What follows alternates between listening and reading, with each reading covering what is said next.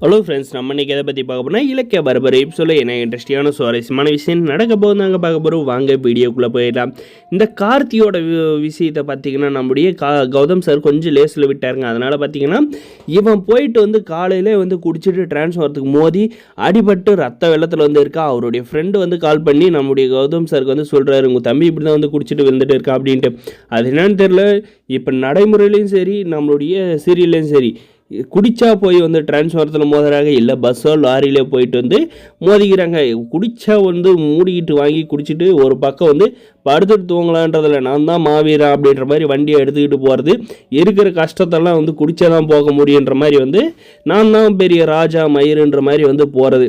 அதுக்காக பார்த்தீங்கன்னா ஆடிப்பட்டு ஒரே அடியாக வந்து போயிடுறது, குடும்பத்தில் இருக்கிறவங்களெல்லாம் வந்து கஷ்டப்படுத்திட்டு.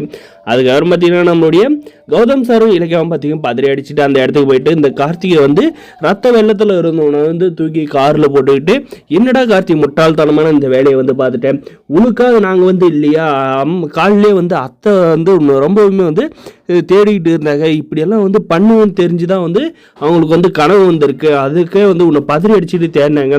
இப்போ வந்து நீ குடிச்சிட்டு இப்படி தான் அடிபட்டு ரோட்டில் உளுந்துட்டு இருக்கிறத ஊரே பார்த்து எங்களுக்கு வந்து கால் பண்ணி சொல்லுது. இது வந்து அத்தைக்கு வந்து தெரியாது, தெரிஞ்சானா ரொம்ப மனதளவில் வந்து பாதிக்கப்படுவாங்க. நீ வந்து அந்த அஞ்சலியை வந்து ஏமாற்றிட்டு போனான்ட்டு வந்து மனதளவில் வந்து பாதிக்கப்படுறே தவிர வீட்டில் இருக்கிறவங்க வந்து கஷ்டப்படுவாங்க. அந்த மாதிரி நீ வந்து கொஞ்சம் கூட வந்து நினச்சி பார்க்காத குடிச்சிக்கிட்டு இருக்க அப்படின்ற மாதிரி வந்து சொல்கிறாங்க.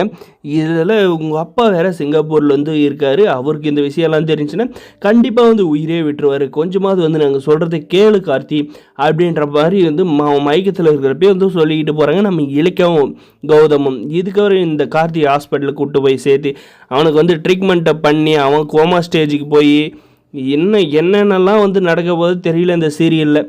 ஆனால் கதை இன்ட்ரெஸ்டிங்காக எடுத்துகிட்டு போகிறேன்ட்டு நல்லா வந்து சொதப்பலாக வந்து எடுத்துகிட்டு போயிட்டு இருக்காங்க. அவ்வளோதான், இந்த கார்த்திகை வந்து ஹாஸ்பிட்டலுக்கு கூப்பிட்டு போவாங்க. இந்த கார்த்திகை அடிபட்ட விஷயம் தெரிஞ்சு இந்த ஆஞ்சலி வந்து பதறி அடிச்சுக்கிட்டு ஓடி வர போகிறாங்க. அந்த இடத்துல பார்த்தீங்கன்னா நம்ம இலக்கியாவும் கௌதம் பார்த்தீங்கன்னா உன்னால தான் வந்து கார்த்திகை இந்த நிலமை அப்படின்னு சொல்லிட்டு நீ வந்து என் கிட்டக்கே வந்து நீங்கள் எங்கள் தம்பி கிட்டக்கே வந்து வரக்கூடாது அப்படின்னு சொல்லிட்டு அடித்து வந்து துரத்த போகிறாங்க. இதாங்க வந்து நடக்க போது.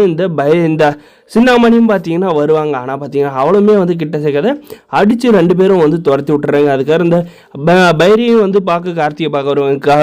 கார்த்தியோட அந்த நிலைமை காரணமே நீங்கள் தான், நீங்கள் வந்து அவனை ஒன்றும் பார்க்க தேவையில்ல அப்படின்ற மாதிரி வந்து சொல்லிடுறாங்க. இதுக்கப்புறம் பார்த்தீங்கன்னா நம்ம ஜானி அம்மாவுக்கு தெரிஞ்சு ரொம்பவுமே வந்து ஃபீல் பண்ணுறாங்க. மனதளவில் வந்து ரொம்பவே வந்து அழுது புலம்புறாங்க. கஷ்டத்துக்கு மேலே கஷ்டமாக நம்ம குடும்பத்துக்கு மட்டும் ஏன் இப்படி நடக்குது அப்படின்ட்டு.